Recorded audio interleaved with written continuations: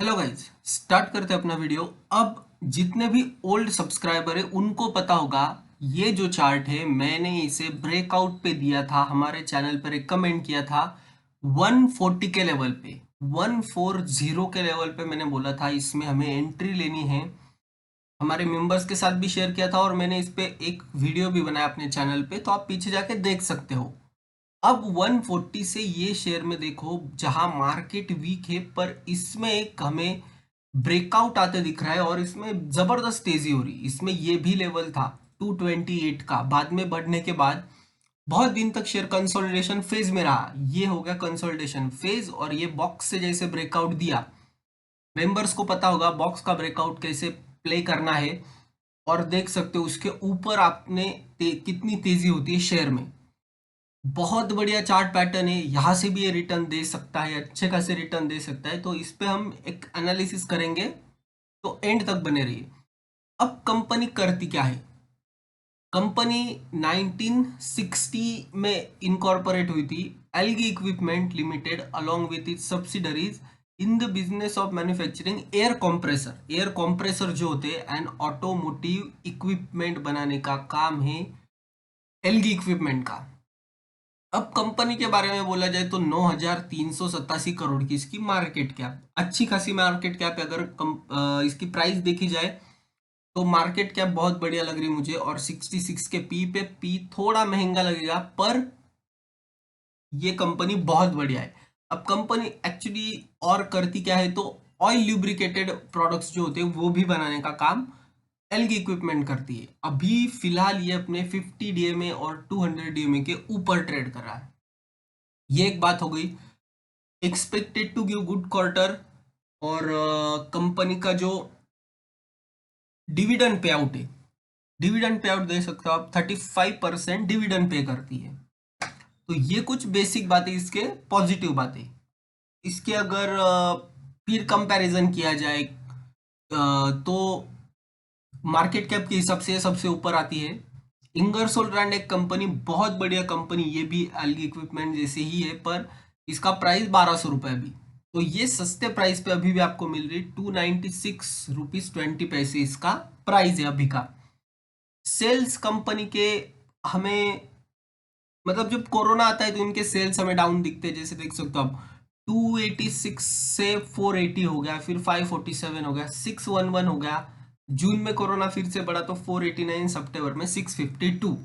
तो सेल्स में हमें बहुत ऊपर नीचे फैक्टर दिखेंगे, पर ऑपरेटिंग प्रॉफिट भी देखो, 66, 61, 79, 32 एंड 80। ये क्वार्टरली रिजल्ट है। अगर हम प्रॉफिट एंड लॉस की अगर स्टेटमेंट देखें तो वो बहुत बढ़िया दिखेगा आपको। सेल्स 1370, 1600, 1800, 1829, 1900।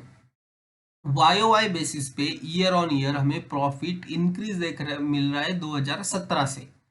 1300 से 1600 होता है, फिर 1863, 1829 और 1924। टीटीएम बेसिस पे 2299, मतलब ऑलमोस्ट 2300। तो कंपनी के सेल्स बढ़िया है। अगर कंपनी के सेल्स प्रॉपर है तो कंपनी प्रॉफिट में होनी चाहिए, वो भी हमें दिख रहा है। 90 करोड़ से 127 करोड़, देन 141 करोड़, 178 से 194, देन 138। ये कोरोना का टाइम था। फिर 217, ये 2021 में जब हालात सुधरे थे, तो 217 करोड़ का इनको प्रॉफिट होता है, जो कि अच्छी बात है। अब नेट प्रॉफिट की बात की जाए तो नेट प्रॉफिट में भी हमें अच्छे खासे नंबर 100 करोड़ के ऊपर दिख रहा है। ईपीएस, कंपनी का ईपीएस भी देखो, 1.61 से 2.34, then 3 crore, 3.25, 1.34 and 3.23। TTM basis पे 4.47 का ईपीएस है, जो कि अच्छी बात है। अब सबसे इंपॉर्टेंट बात होती है रिजर्व्स और बोरोइंग। शेयर्ड कैपिटल कंपनी का बढ़ते जा रहा है 16 करोड़ से 32 करोड़, और रिजर्व्स रिजर्व्स इंक्रीज हो रहे हैं। पर इनका जो कर्जा है वो आप देख सकते हो, कर्जा भी इंक्रीज हो रहा है, 251 से 266, 238, 448, 464 एंड 498। सितंबर क्वार्टर में कंपनी पे ऑलमोस्ट 500 करोड़ का बोरोविंग है, और रिजर्व्स कितने, 882 करोड़ के। तो अगर कंपनी चाहेगी तो कर सकती है, पर ये इतने जल्दी नहीं होगा, इसका कर्जा कम इतने जल्दी नहीं होगा। ये बोरोविंग अभी और हमें देखने मिलेगी, जो कि इस पे नेगेटिव इम्पैक्ट भी आ सकता है कंपनी पे। अदर एसेट में देखा जाए तो इनके पास जो इन्वेंट्रीज है, इन्वेंट्रीज में इंक्रीज हो रहा 279 से 343, 343 एंड 436। यहाँ पे ऑलमोस्ट डबल, मतलब ऑलमोस्ट डबल नहीं, 100 का हमें जंप दिखाई दे रहा, 343 से 436। तो इन्वेंट्री में इंक्रीज दिख रहा। और लोन लोन इन्होंने देखो रीपे 166 से सीधा 17 करोड़ पे आ गए। तो लोन का जो रीपे किया है इन्होंने एडवांस में, वो बहुत बढ़िया किया है। और अदर एसेट आइटम्स में जो नेगेटिव में था लास्ट ईयर में, वो भी पॉजिटिव में 193 पे आ गया है। ये एक अच्छी बात है कंपनी के लिए। अब net cash flows, net cash flows company के पास 2010 में देखो 95 करोड़ के थे, जो नेट कैश फ्लोज बढ़ के हो गए 82 के। मतलब यहाँ हमें 10 साल बाद, ऑलमोस्ट 10-11 साल बाद इनके नेट कैश फ्लोज पॉजिटिव होते दिखे। पिछले साल -25 था, उसके पहले 19 में पॉजिटिव, फिर नेगेटिव, अभी ये पॉजिटिव में आ गया है 82 करोड़ के आसपास, जो कि फिर से ये बात एक पॉजिटिव फैक्टर में जाती है एलगी इक्विपमेंट में। शेयर होल्डिंग पैटर्न में 31.91 प्रमोटर, 23.82 एफआईआईज इसमें बुलिश है।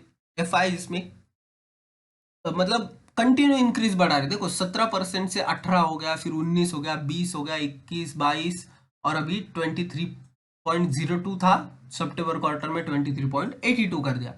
तो एफ आई बुलिश है, डी आई 7% होल्ड करते हैं और पब्लिक के पास 36.82% है। तो और अदर्स में 0.12% है। अदर्स में कौन आता है, इसमें लिस्ट तो दी नहीं है, पर ठीक है। एफ आई आईज में सबसे ज्यादा स्टेक होल्ड किया है ये परी वॉशिंगटन इंडिया मास्टर फंड। ये जो फंड है, ये फंड ने सबसे ज्यादा इसमें बाइंग की है, जो कि एक अच्छी बात बोलूंगा मैं। परी वॉशिंगटन फंड सबसे ज्यादा होल्ड करता है एग्रोटेक फूड में। तो promoter F I D S की हमने ओवरऑल ये देख ली है। अब इसके चार्ट पे हम आते हैं। चार्ट पे अब कौन से लेवल इंपॉर्टेंट है, तो अब चार्ट पे ये जो बैंड बना है, देखो ये एक बॉक्स बना के दिखाऊंगा मैं आपको। ये बॉक्स पे नजर रखो, ये बॉक्स पे इसके ऊपर है तब तक सेफ है। तो आपका स्टॉप लॉस कहाँ होना चाहिए, तो स्टॉप लॉस अभी 275 पे बैठता है यहाँ से, क्योंकि ये अब पिछले मतलब लास्ट ट्रेडिंग सेशन में इसमें ब्रेकआउट हो गया और अच्छा खासा ब्रेकआउट हुआ। वन डे चार्ट पे अगर देखते हो आप, तो देख सकते हो चार्ट में कैसे मतलब ओवरऑल बाइंग होती है। 273 का लो लगाने के बाद 298 का ये लगाता है हाई। तो ये बैंड बहुत ऊपर का हो गया, इसलिए अभी इसमें बाइंग थोड़ा डिक्लाइन पे करो। डिक्लाइन आएगा, डिक्लाइन पे इसमें बाइंग करना है। एलगी इक्विपमेंट बहुत बढ़िया कंपनी है, अगर देखा जाए तो ये जो काम करती है। अब देखो ये जो इनके इक्विपमेंट्स है, ये हर जगह पे यूज होते हुए आपको दिखेंगे। ऑयल लुब्रिकेटेड कंप्रेसर यूज ये बनाती है। ऑयल फ्री कंप्रेसर होता है, पोर्टेबल कंप्रेसर्स होते हैं जो अलग इक्विपमेंट बनाती है। और इसके साथ साथ रेलवे कंप्रेसर्स, इंडियन रेलवेज को लगने वाले कंप्रेसर ये कंपनी बनाती है। तो सोच सकते हो आप इनके कॉन्टैक्ट्स जो है ये बहुत बढ़िया है। मतलब Elgi has been customise compressor for the Indian railways for more than 3 decades.